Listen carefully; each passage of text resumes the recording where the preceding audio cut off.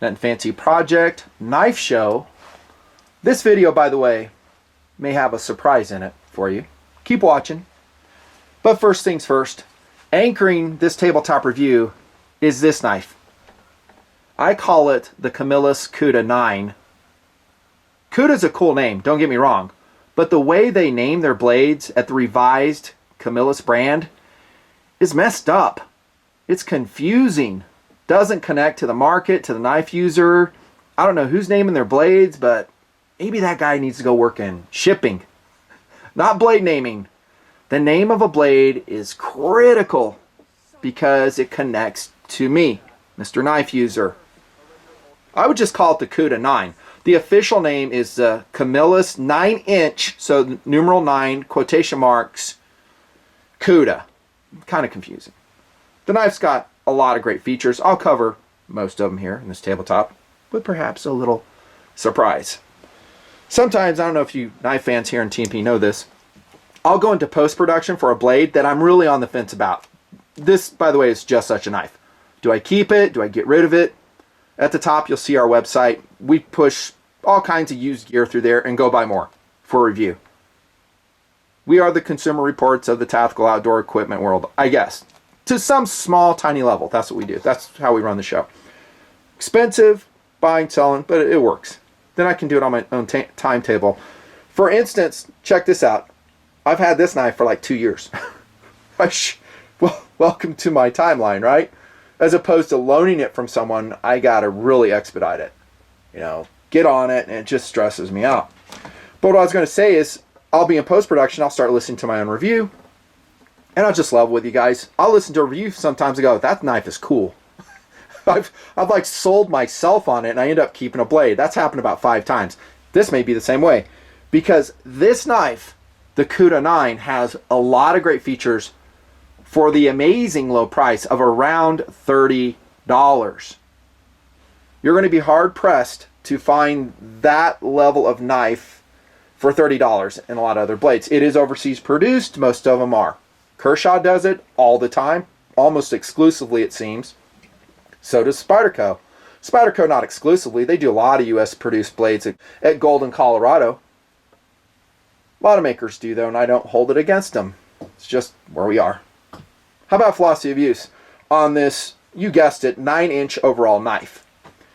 Well, I'm going to jump right into tactical self-defense, emergency self-defense is how I like to term it. And the gaping obvious thing in this knife is its deployment. And for the record, I don't like it. Maybe I won't sell myself on this knife. In fact, I don't even know if I can deploy it really fast on the table. It's a deployment button coming through the G10 handle. You just start it and then you can pop it out. Most users say when they get used to it, they actually like it. It is different. See, I'm kind of missing it right there. And you really need a good wrist snap to get it down. I think, and I haven't carried this blade, maybe if I used it a lot, I would really warm up to it, but I'm so used to, heck, just because it's on the table, here's a rift. You know, just thumb stud deployment, so easy to find. Maybe it's a training issue. So it's different, definitely not ambidextrous. We'll talk about that. Lefties won't like this knife. It's set up for righties only, so you won't. But let's get back to that tactical. Coming out of the pocket, I need to get a blade fast. Maybe I'm in a tussle. It's already gone to the ground. Is this the deployment method I want? Probably not. It kind of takes some fine motor skills to locate and deploy the button. Practice may help, like I think I've represented. Kind of a miss for that. So I would say no for the tactical world. That's just my mileage. That's how I feel. No apologies. It's just too different. I just don't dig it. Now for EDC, awesome. If you like a pretty big blade. And it is a big blade. I usually like big blades, you guessed it, for EDC. Speaking of which, let's just roll this in right now. We're just talking about the funky naming of the Camillus brand. The official name on this one, and I reviewed it. A awesome TMPer told me about it, and I went to eBay and got it. This is a Camillus. This is the official name now. 7.25 inch drop point 18668. Yeah, he needs to go to the shipping department. Hire someone else. Those names do not work for me. Why don't you just call this a Camillus Elegante? Oh, I like that name. The Camillus Elegante. Had you done that, this knife would have been known. People would go, hey man, I got Elegante. It's pretty cool. It's a gentleman's drop point EDC blade. So we're actually rolling this in front of the camera for two reasons. One, to kind of prove how confusing the Camillus naming structure is. It needs some work. And two, to show you what a perfect EDC knife is.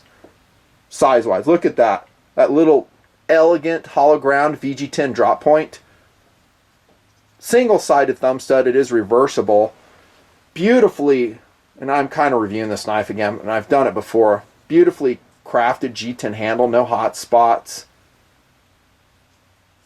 Flow-through construction. The clip here is a little bit weak. We talked about that. And it's tip down only. So, I don't know. That makes me sad too. But that's an EDC blade. Let's just compare size-wise.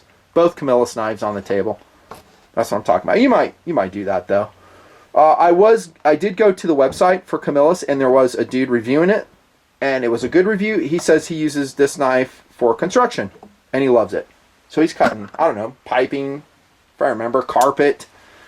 He loves it. And that will take us to the blade, which is genuine Japanese AUS 8.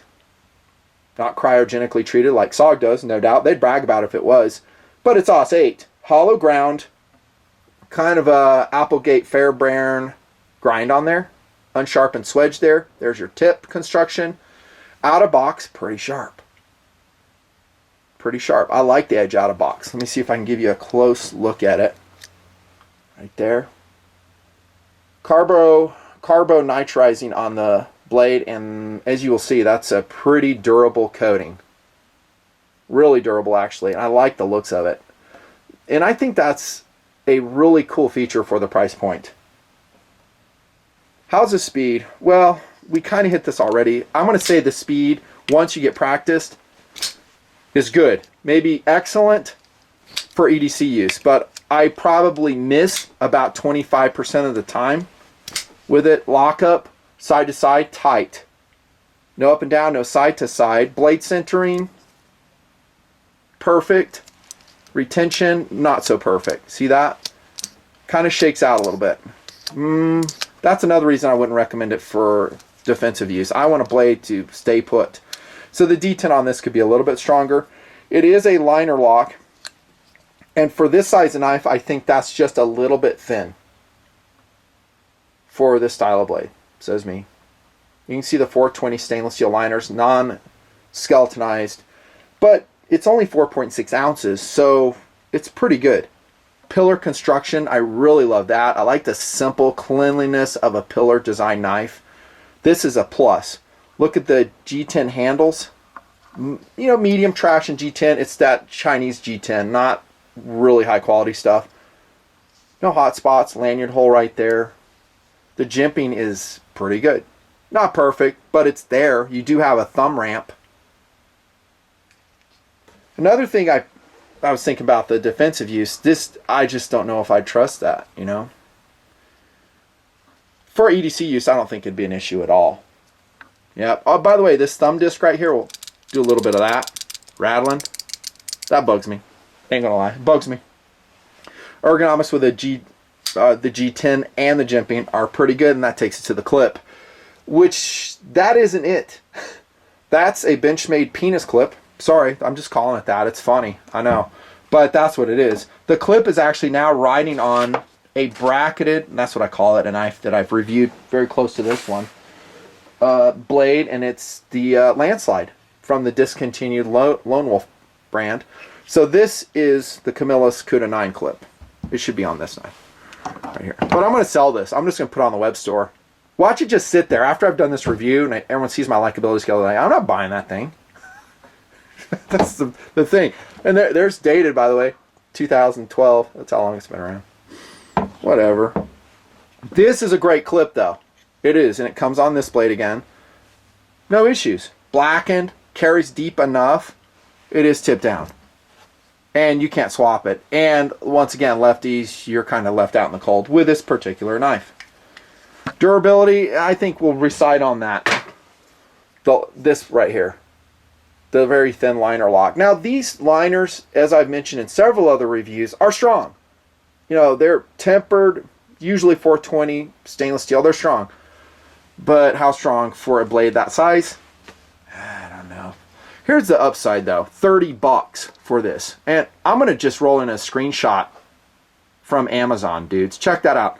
So $30, you can get a Camillus Nine. Big knife, not a tactical blade. Worth it? Yeah, I would say totally worth it. For an EDC blade. No other competitive options really, because I didn't want to dig them out. I did just show you this other one though. The Elegante. This has cool factor. Second cool on this one is basically zilch, in my opinion. Zilch. No type, no second cool on this one. First cool for EDC. That's all I see it. If you can get used to the deployment, you get a very big blade with a very durable and cool looking coating, and it's a really decent grind with a really good steel. Blade centering, excellent. Retention, we talked about it. That's my review. See ya.